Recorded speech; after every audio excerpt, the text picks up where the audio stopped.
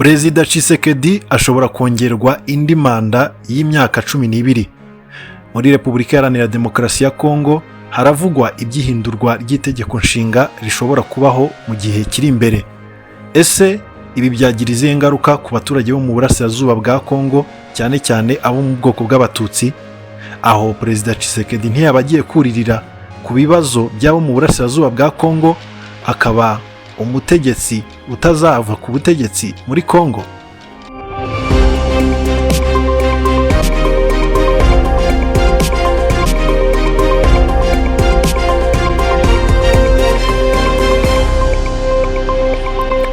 Ikaze kuri Kivu Today News, urasuzwa nanjye Boni Buranga. Muri Repubulika Iharanira Demokarasi ya Kongo hongeye kuvugwa ibijyanye n'ihindurwa ry'itegeko nshinga, dore ko Perezida Tshisekedi ari muri manda ye ya kabiri yemererwa n'amategeko. Ariko ibibazo byo mu Burasirazuba bwa Kongo bishobora kumuhesha kubona indi manda, kuko ashobora kubyuririraho akaba yahindura itegeko nshinga, ndetse kuri ubu hakaba hatangiye kampanye cyangwa se icengezamatwara ryo gutuma abaturage bumva ko ari ngombwa ko Tshisekedi yongerwa manda cyangwa imyaka yemerewe yo kuyobora. Mu gihe tutari twagera ku bijyanye n'ingaruka bizagera kubo mu Burasirazuba bwa Kongo, cyane cyane abo mu bwoko bw'abatutsi, reka tubanze turebe bamwe mu bagiye babitangaza, dore ko byongeye kugarukwaho cyane ku mbuga nkoranyambaga. Witwa Mardoshensele, uyu nguyu ahagarariye ihuriro ry'amashyirahamwe y'urubyiruko, akaba yavuze ati mu by'ukuri ntabwo Tshisekedi akeneye manda ya gatatu, ahubwo akeneye manda yihariye ikwiye kumara imyaka 12. Ahangaha akaba yatangaga igitekerezo cy'uko iyi manda yakongerwa ikamara igihe kirekire. Hari benshi n'ubundi bagiye batekereza yuko Perezida Tshisekedi ashobora kuzashyiraho igihe cy'inzibacyuho yerekana ko Kongo iri mu ntambara, cyane cyane yitwaza ikintu cyo guhuza ibibazo by'abatutsi bo mu Burasirazuba bwa Kongo, akabihuza n'u Rwanda, akanabihuza n'umutekano muke uri muri Kongo. Ibyo bibazo akabyegeka ku gihugu cy'igituranyi cy'u Rwanda, yerekana ko ari umucunguzi, ko Tshisekedi ari we mucunguzi, ku Rwanda ari rwo ruhemukira Kongo cyangwa rutera Kongo cyangwa ruteza intambara muri Kongo. Kandi umutwe wa M23 na Twirwaneho bahuriye muri Alliance Fleuve Congo baharanira uburenganzira bw'abakongomani bahejwe, bakarenganywa, bagahutazwa igihe kirekire. Perezida Tshisekedi rero ashobora kwifashisha akarengane abo mu Burasirazuba bwa Kongo baciyemo, ndetse n'intambara zihari zitarangira, akaba yabyifashisha kugira ngo yigaragaze nk'intwari, nk'umuntu waba uje gukiza Kongo umwanzi wayo, kandi ahubwo akaba ari we uha intwaro imitwe yitwaje intwaro yakoreraga mu bice bitandukanye, akayihuriza muri Wazalendo, akaba akorana na FDLR, akaba akorana n'abashaka guhungabanya umutekano w'u Rwanda, ariko akerekana abaturage ko ari intwari, ko ari we wenyine ushobora kubakiza abanzi babo, abo yita abanzi b'abakongomani.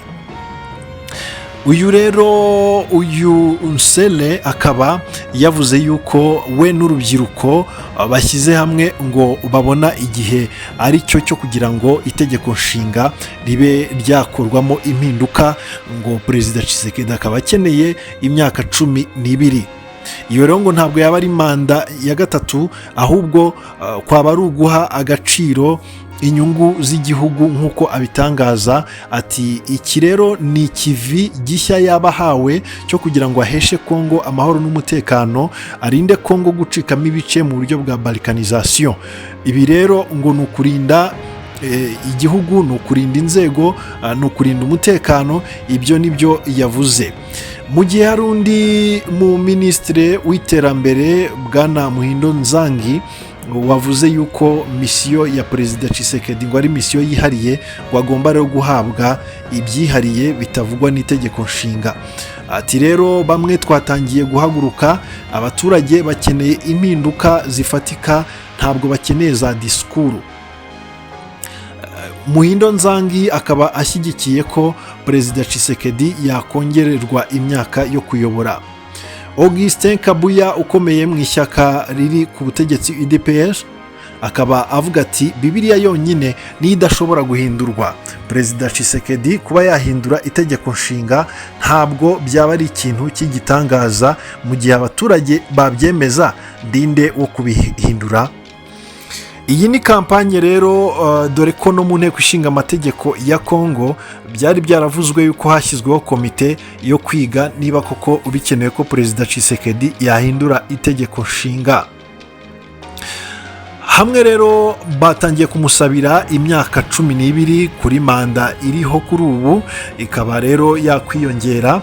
Abandi bakerekana yuko guhindura itegeko nshinga ntacyo byaba bitwaye, ko Bibiliya ubwayo ariyo idahinduka.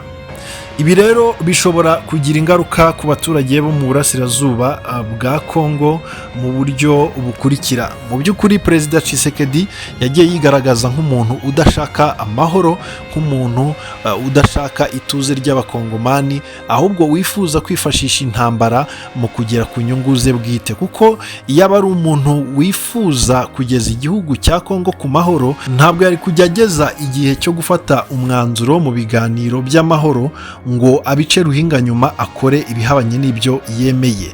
Perezida Tshisekedi arashaka kubaka igisa n'ubwami, arashaka kwigira intwari, nubwo abaturage harimo benshi batavuga rumwe n'ibyo akora cyangwa se batabishyigikiye, ariko ashobora kuzabikora mu izina ry'abaturage yifashishije manipulation cyangwa se gushaka kubeshya abaturage. Perezida Tshisekedi rero ntabwo ashaka amahoro, ahubwo yifashisha intambara yo mu burasirazuba bwa Kongo.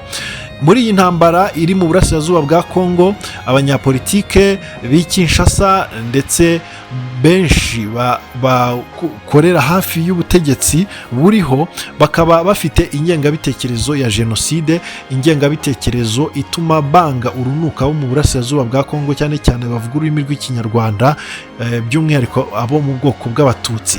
Urwo rwango rero rwanazanywe mu burasirazuba bwa Kongo n'umutwe wa FDLR washinzwe n'abasize bakoze jenoside yakorewe abatutsi mu Rwanda mu 1994. Urwo rwango rugenda rucengera, urwo rwango rukagenda rugaragaza abo abakongomani nk'aho atari abakongomani, ko ari abanyamahanga, ko ari abagambanyi, ndetse ko intambara iri muri Kongo itari y'abakongomani ahubwo ngo uyihisha inyuma ari u Rwanda. Ni ibintu u Rwanda rwagiye ruhakana, rwerekana yuko rutabiri inyuma, ahubwo ko u Rwanda ruhohoterwa, ndetse ubutegetsi buriho i Kinshasa bukaba buri mu mugambi wo gushaka kuba bwahungabanya umutekano w'u Rwanda rwifatanyije n'umutwe wa FDLR. Tshisekedi rero arashaka kuririra kuri aka karengane, arashaka kuririra kuri iyi ngengabitekerezo idafite impamvu, arashaka kuririra kuri aba bavuga ikinyarwanda mu burasirazuba bwa Kongo, kugira ngo yereke abandi bakongomani ko ikibazo ari u Rwanda, ikibazo kitakemukira imbere muri Kongo. Izi ntambara ziramutse zikomeje bizatuma Tshisekedi abona uburyo bwo gukomeza kuyobora, kubera yuko itegeko nshinga riba rigaragaza yuko mu by'ukuri umukuru w'igihugu adashobora gutegura amatora igihugu kiri mu bihe by'intambara. Niyo mpamvu mubona mu burasirazuba bwa Kongo Perezida Tshisekedi adashobora kuhazana amahoro, cyangwa se adashobora kumvikana na M23 ngo intambara ihagarare, kubera yuko azaba akeneye cyane kwerekana ko igihugu kiri mu ntambara, ko amatora adashoboka, kugira ngo abone uko yiyambaza iyindi manda.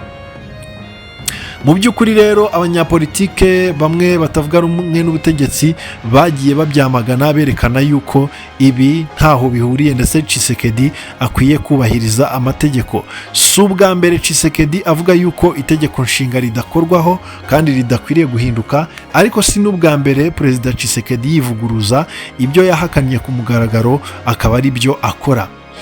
Perezida Tshisekedi rero birashoboka ko mu gihe kiri imbere yazakoresha uburyo bumwe cyangwa ubundi bw'uburiganya kugira ngo ashake uburyo yakwiyongeza manda, akomeze kuyobora, nubwo muri iki gihe bisa naho ibikorwa byose bindi byabaye bihagaze cyangwa se biri kugenda gake.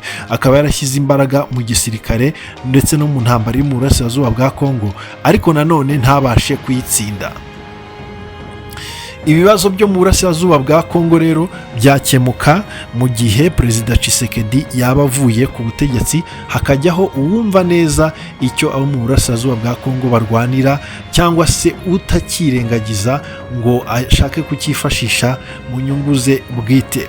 Bishobora gukemuka kandi wenda mu gihe perezida Tshisekedi yaba abonye yuko agiye gutakaza ubutegetsi, mu gihe igitutu cyaba kimuri hejuru, abona umurwa wa Kinshasa cyangwa ibice byinshi bya Kongo bikomeje gusumbirizwa, akemera ko aho kurekura ubutegetsi yakwemera hakabaho impinduka muri politike ya Kongo. Uretse ko abamurwanya barimo M23 ntekereza ko badashobora kwemera ko aguma ku butegetsi, kuko si ubwa mbere agira ibyo yemera amasezerano ye ntayasohoze, ahubwo akayaca ruhinga nyuma agakora ibihabanye n'ibyo yemera. Birashoboka cyane rero ko iki kibazo cyo mu burasirazuba bwa Kongo perezida Tshisekedi yakifashisha kugira ngo yiyubakire izina rye, yiyubakire ibigwi bye, akomeze gusahura igihugu kandi yigwizeho imitungo, ariko anashaka uburyo azaguma ku butegetsi mu gihe kirekire cyane kiruta icyo yari yemerewe n'amategeko, yitwaje ko igihugu kiri mu ntambara. Kampanye zo kumusabira ko yakongererwa imyaka yo kuyobora zirakomeza kwiyongera ari nyinshi, ariko ntabwo turabona intambwe ifatika yo guhindurira itegeko nshinga. Gusa birashoboka cyane ko mu gihe kiri imbere byazakorwa, abaturage bakaba basabwa gutora, maze babandi rwose bifuza yuko habaho impinduka bakabona uburyo bajya imbere y'itora kureba niba ibintu bishobora guhinduka. Ariko nanone ni ibintu bishobora guteza umwuka mubi muri Kongo, bigatuma Tshisekedi avanwa ku butegetsi ku ngufu, ku mbaraga, bitewe n'uko hari benshi batangiye kubona ko ibibazo biri muri Kongo biri kwifashishwa mu buryo bwa politike, mu nyungu za politike z'umuntu umwe cyangwa z'itsinda ry'abantu bamwe. Naha rero ngiye gusoreza ikiganiro nari nabateguriye. Reka mbashimire cyane kuba mwari mugikurikiye, mwari kumwe nanjye Boni Buranga. Reka nsoze mbifuriza kugubwa neza cyane. Abakoze subscribe mwibuke rwose gusangiza ibi biganiro abantu benshi no kuduha like na comment. Abatarayikora namwe mukore subscribe kugira ngo ibi biganiro bijye bibagereraho igihe.